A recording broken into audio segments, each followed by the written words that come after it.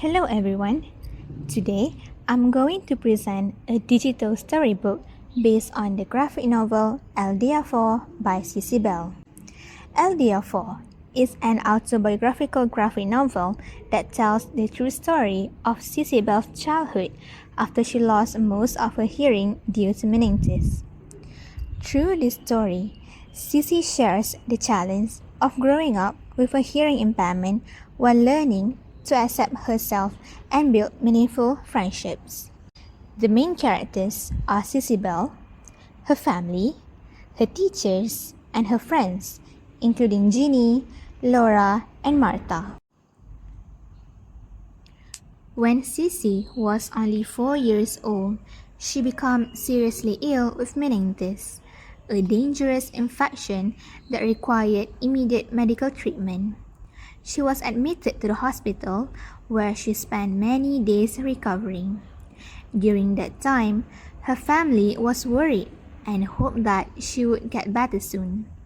Thankfully, the doctors were able to save her life, but the illness caused permanent hearing loss. After leaving the hospital, Cici quickly realized that her world had changed completely. She could no longer hear sounds the way she used to. Conversations became difficult to understand, especially when people spoke softly or when there was background noise. Sometimes, she could only hear parts of what people were saying, and she had to guess the rest. This often led to confusion and misunderstanding. For a young child, this was frightening and frustrating. Cici did not fully understand why everything sounded different, and she often felt left out because she could not follow conversations like everyone else. However, despite these challenges, Cici remained curious and determined to continue living a normal childhood. Although her hearing had changed, her dreams, imaginations, and cheerful personality remained the same.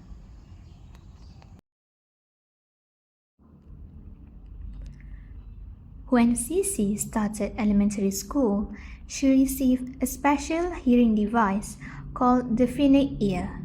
The system worked by having her teacher wear a microphone while Cici wore a receiver connected to her hearing aid.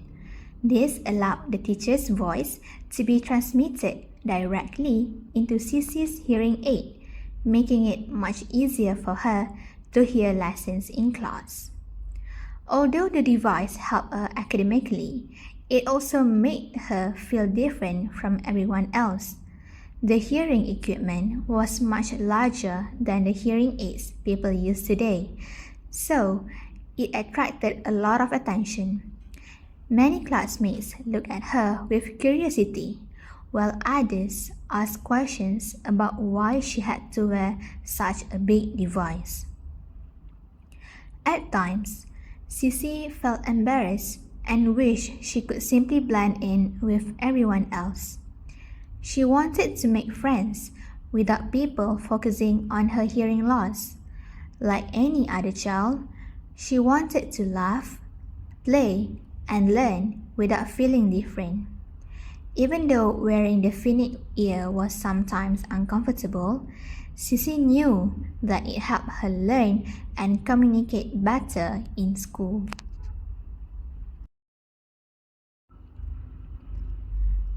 As Cici settled into school life, she began meeting new classmates and making friends.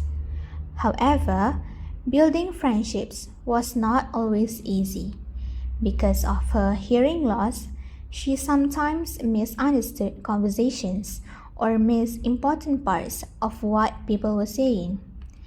There were moments when she answered questions incorrectly or laughed at the wrong time because she had not heard the full conversations. These situations often made Cici feel embarrassed. She worried that other children might think she was strange or different. Sometimes, she felt lonely because she wanted to join conversations but found it difficult to keep up. Throughout the story, Sissy met different types of friends. Some were kind but did not fully understand her hearing impairment.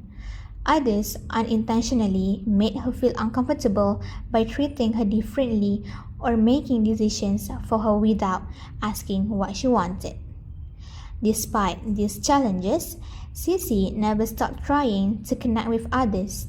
She learned that friendship requires passion, understanding, and honest communication.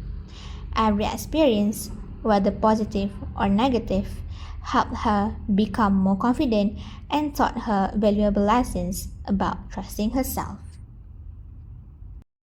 One day, Sissy discovered something surprising about her hearing device.